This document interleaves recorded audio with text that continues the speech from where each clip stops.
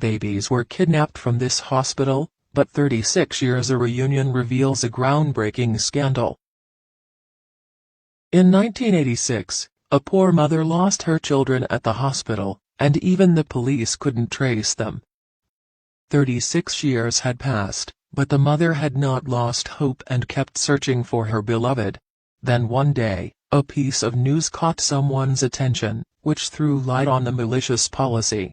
Twins Elin and Micah were only 3 months old when their mother took them to a hospital in Santiago, Chile, to treat their elder sibling. Someone in the hospital offers to help the mother and takes the twins so that she can focus on the sick child. The mother was more than happy with this act of kindness and gave the twins to the stranger. Little did she know that it would be the last time that she would ever see her children, Elin and Micah. After the mother came out of the clinic and went to take her babies back, the person just slammed the door in front of her face. She immediately rushed toward the police station and narrated the whole incident. Unfortunately, by the time the help arrived, her babies were gone. The worst part is that this is not the first time. At that time, almost 8,000 to 20,000 babies were taken away, mostly from impoverished mothers in Chile. Then they were placed with families in North America, Europe and beyond, through an illegal adoption network. This mother knew that her children were gone, but her parental instincts made the woman keep searching for the twins. This illegal adoption was the act of General Augusto Pinochet, in whose regime this vicious policy was orchestrated in the 70s and 80s as a means of reducing poverty. The Pinochet government wanted to eliminate extreme poverty, particularly among children.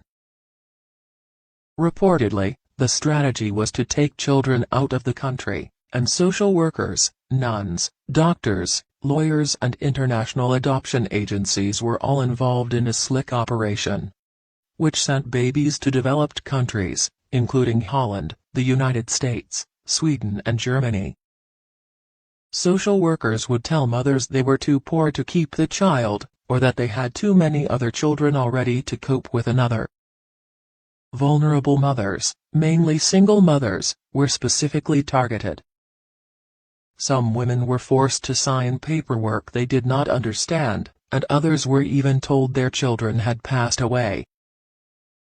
A couple in Massachusetts adopted Elin and Micah and made sure that both lived a happy life. Surprisingly, they were aware of their Chilean roots, and their foster parents had informed them that the mother just wanted both to have a better life. 36 years had passed, and one day, Elin and Micah's adoptive mother saw a news story about Texas firefighter Tyler Groff and other stolen children from Chile. That's when the twins began to dig further into their past and went on a quest to find the biological mother. Finally, with help from Groff's nonprofit Connecting Roots, Chile-based nonprofit Nos Buscamos and family history service MyHeritage, which provided DNA tests that confirmed the match, the twins were able to find their biological family. First time in decades, the parents were going to see their children via Zoom call. Micah tells in an interview, "They said, 'We'd never forgotten you. We've had this picture with us for 36 years. We've always wondered what had happened to you.'" Just the genuine emotion and reaction that they had made me have no doubt that what they were saying was sincere. 6 years after Elin and Micah were taken from their mother, 2 of the boys' biological siblings appeared on a Chilean TV program, crying for their little brothers. "Our mom would go to news stations to tell the story of our disappearance and try to find us," says Elin. "They were searching from the moment we disappeared. They always held us in their thoughts." A few months later, Elin and Micah traveled to Chile and met their biological family for the first time.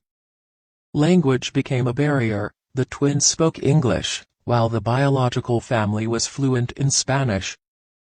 Fortunately, Connecting Roots has provided Elin and Micah with subscriptions to Babbel, a language learning app, to help improve communication between the long-lost family members. Our goal is to eventually be fluent in Spanish, but it's still a pretty beginner level, says Micah.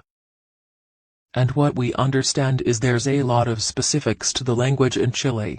So, it's a little bit more unique to learn Chilean Spanish than general Spanish, he further adds. The twins hope that their story will inspire other adoptees from Chile to explore their own personal history. Alejandro Quesada's mother was one of those women. She was just 14 when the woman gave birth and became a single mother. Shortly after giving birth at home, she took her baby son for a checkup at the local hospital. There, he was taken away from her, with staff insisting he was ill, and later told that he had passed away and they had already disposed his body of. When she started screaming, they gave her an injection, and she didn't wake up for 3 days, says Alejandro. In 1997, when he was 17 years old, he traveled to Chile to meet her biological mother, and there he learnt the whole ordeal.